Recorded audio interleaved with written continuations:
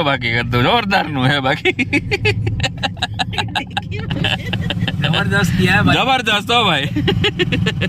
જય દાસારામ મિત્રો, આજે આપણે આવી ગયા છે અમદાવાદ અને આજે આપણે જવાનું છે અહીંથી ચેટ મધ્યપ્રદેશ ગ્વાલિયર પાસે એક ગામ છે હનુમાન બાપાનું, ત્યાં તમને આપણે લઈને જઈશું. રાતે જવાનું છે. અત્યારે છીએ આપણે આપણા બેનના ઘરે, મોટા બેનને ત્યાં. આ કંઈક તમને એના ઘરનો રૂમનો ટૂર છે, આપી દઈએ તમને. અહીં છે પાછળ જો બગીચો છે આ બાજુ. હવે તમને આગળની સાઈડમાં બતાવીએ. આ છે એના ફ્રન્ટનો ભાગ, આવી રીતે. અહીં છે બગીચો, આ છે એનો ડ્રોઈંગ રૂમ, અહીં છે ડાઇનિંગ રૂમ, અહીંયા છે ગેસ્ટ રૂમ, એટેચ ગેસ્ટ માટે.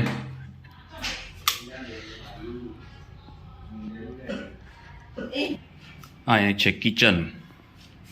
ચાલો, અમારા ભદુભાઈ શું બનાવે? ભદુભાઈ તુલસી સુધા ખારી સિંગ ખાઈ લ્યો તમે. ચાલો, ઉપરનો ટૂર આપી દઈએ તમને. કાંઈ વાંધો નહીં, તો ઘર હોય ને આ બધું હોય. ચાલો, અહીં છે મંદિર.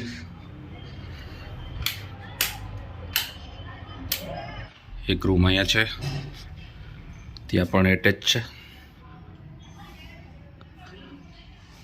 એક રૂમ અહીં છે, એમાં પણ અહીંયા એટેચ ટોયલેટ બાથરૂમ. અને અહીં બાલ્કની છે, અહીં બાલ્કની છે. ગુડ મોર્નિંગ મિત્રો, વાગી ગયા છે 4:15 અને હવે નીકળીએ છીએ ગ્વાલિયર માટે. રાતનો અમદાવાદનો નજારો, અમદાવાદનો 4 વાગ્યાનો રાતનો રોશનીનો નજારો જોઈ શકો છો તમે. મસ્ત રોશની કરેલી છે ચારો તરફ. જોવો સત્તરિયું ઉપર કેટલી મસ્ત સજાવટ કરેલી છે. આ દિવાળીથી લઈને અત્યાર સુધી હજી આમનામ જ યથાવત છે આ રોશની. વાગ્યા છે 6:30. 4:30 નીકળ્યા હતા ઘરેથી. 2 કલાક પછી એક નાનકડો એવો હોલ્ડ કર્યો છે. આજે આપણે આ અમારા ભાણેજની ગાડી લઈને નીકળ્યા છે અમદાવાદથી. અત્યારની સફરનો 3જો ટોલ નાકો છે ને. રાજસ્થાનનો પહેલો આવ્યો. રાજસ્થાનનો પહેલો, અમદાવાદથી નીકળ્યા પછી 3જો. ના પણ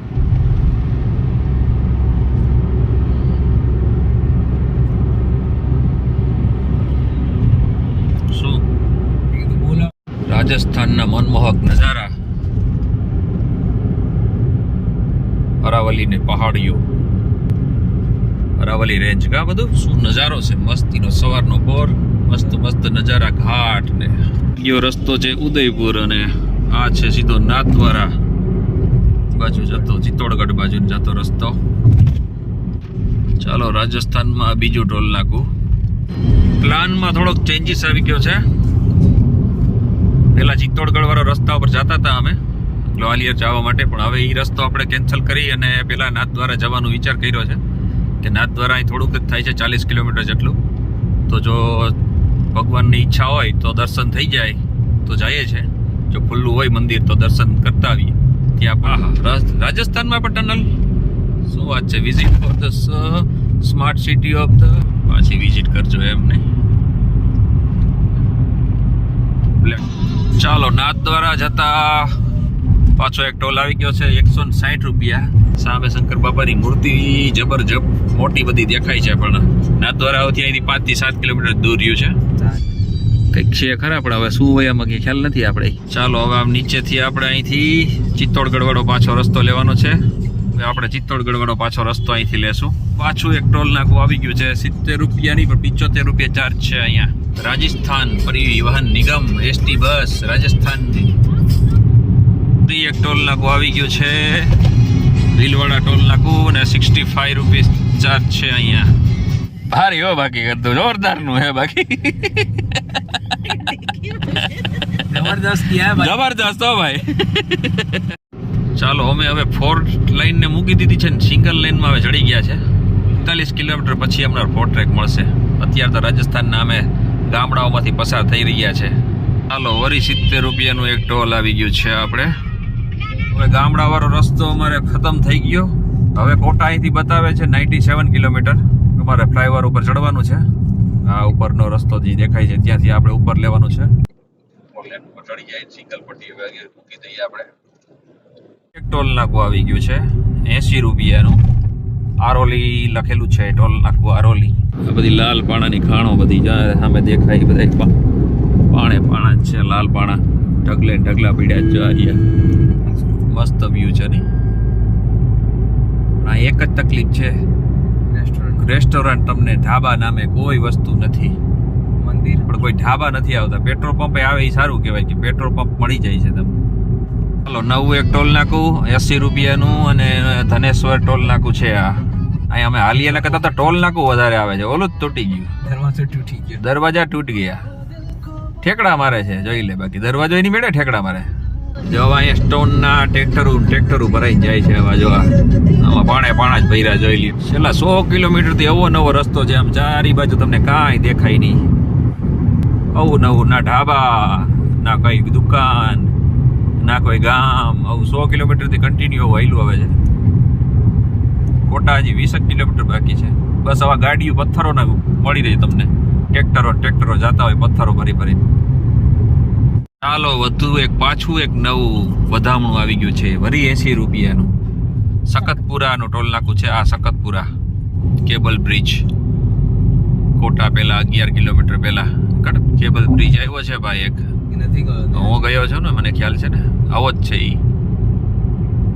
જો રોડને કાંઠે બેસી અને વનભોજન કરીએ.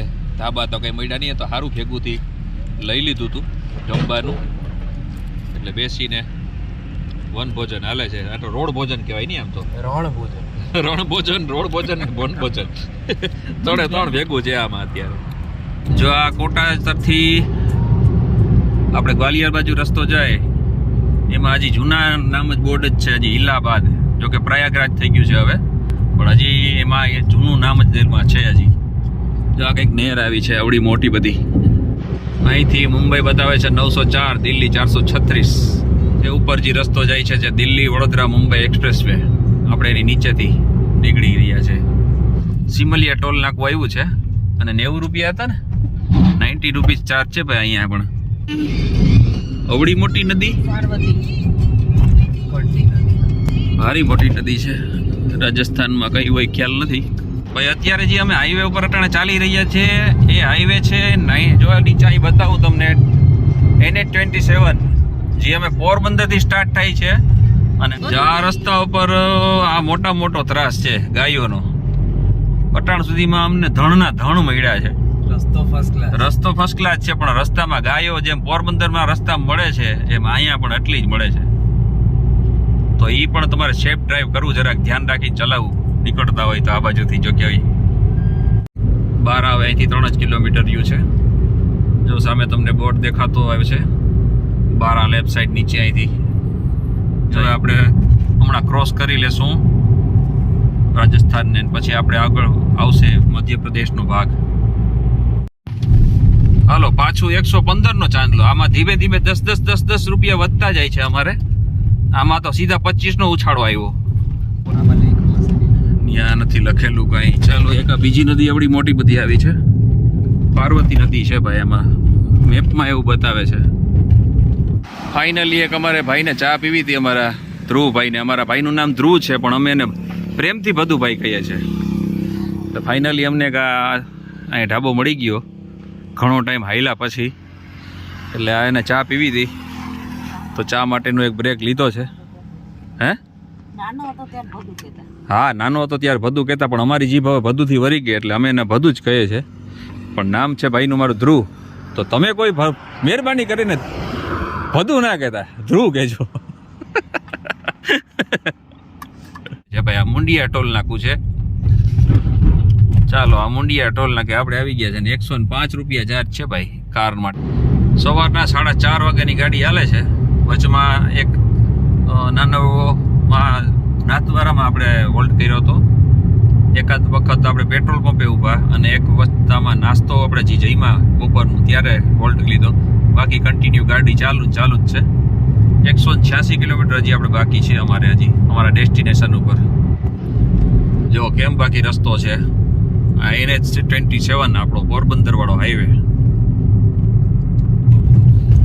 હવે ડુંગરાળ રસ્તામાંથી વચમાંથી રસ્તા જાય છે આનો. હવે સમી શાંત થઈ ગઈ છે. થોડીક વારમાં હમણાં સંધ્યાકાળ થઈ ગયો એટલે હવે હમણાં થોડીક વારમાં અંધારું થઈ ગયા છે. પછી આપણે બ્લોગને કરશું એન્ડ, કેમ કે પછી તો કંઈ દેખાશે નહીં. તો ત્યાં સુધીના નજારા તમને જેટલા દેખાય એટલા બતાવી દઈએ. Immigration of the border checkpost 750 metre, હજી 750 મીટર આગળ છે. મધ્યપ્રદેશમાં આપણે એન્ટર થઈ જઈશું સત્તાવાર રીતે. ફાઇનલી આપણે અંદર આવી ગયા છે મધ્યપ્રદેશમાં. હિન્દુસ્તાનનું દિલ જેને કહેવામાં આવે છે, હિન્દુસ્તાન, એની અંદર આપણે પ્રવેશ કરી ચૂક્યા છે. એને 27 ને બાય બાય કહી દીધું છે અને હવે હાવ આવો ગામડાવાળો રસ્તો આવ્યો છે. હવે આ જોઈએ અમને કેટલા કિલોમીટર સુધી આવા રસ્તા ઉપર લઈને જાય છે. કેટલા રસ્તો 1 કિલોમીટર જેવો છે હજી આમાં. હાલો, વરી એક પાછું ટોલ નાકું આવી ગયું છે. 115 રૂપિયાનો ચાંદલો. અને શું નામ છે મધ્યપ્રદેશનું આ ટોલ નાકું છે? પેલું મૂળખેડા, પનિહાર ટોલ નાકા. ચાલો, પાછો એક ટોલ. આ છે 100 રૂપિયા. હા મિત્રો, તો કાલે રાત્રે તો થાકી ગયા હતા એટલે સૂઈ ગયા હતા, એટલે વિડીયો આપણે એન્ડ નહોતો કરી શક્યા. પણ આજે સવારે આપણે અટાણે વિડીયો એન્ડ કરીએ છીએ. પછી આપણે નવો વિડીયો પાછો આજે ગ્વાલિયરનો તમને બતાવશું. આજે આપણે છીએ અત્યારે અમારા એક સંબંધીના ઘરે ગ્વાલિયરમાં. ત્યાં અમે રોકાણા હતા રાત્રે. આ રૂમનો કંઈક નજારો છે. લાઈટ નહોતી અને કાલે રાત્રે લાઇટ પણ નહોતી, કેમ કે અમે આવ્યા ત્યારે વરસાદ હતો અહીંયા અને લાઇટ જતી રહી હતી. એટલે અમારે પછી રાતના બ્લોક આપણે એન્ડ ના કરી શક્યા. તો અત્યારે હવે આ બ્લોકને એન્ડ કરીએ છીએ અને હવે આપણે પાછા નવા મળશું. આજના દિવસમાં તમને ગ્વાલિયરના નજારા બતાડશું આપણે.